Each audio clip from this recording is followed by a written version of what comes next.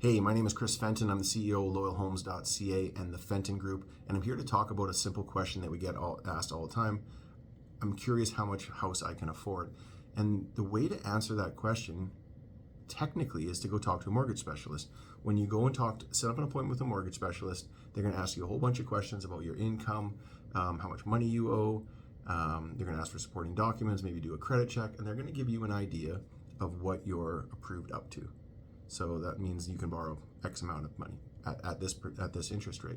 And then you also need to check, do I have enough down payment to support that purchase? So those are the two things that come into play for how much you can afford.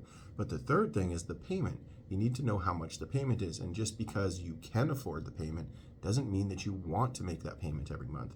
So you need to go back and do a budget for your own home, your own life, about how much do I owe on this, this, and this? What are my monthly payments for everything else? How much money do I make?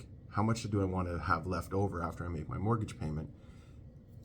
And that may determine what you want to afford. So you may go back to your mortgage person and say, you know what?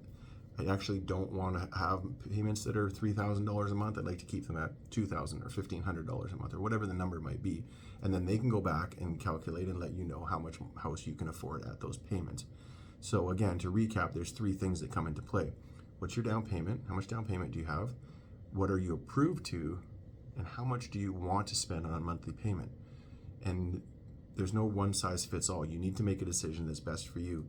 My advice is always be careful with the payment, because just because things are going really good right now in our life doesn't mean things can't change. A job changes, an unexpected expense comes up, life changes. So just think through worst case scenarios. Make sure that you get a payment that you're going to be comfortable with, or you go to renew in a few years and the interest rate is higher than it is even today.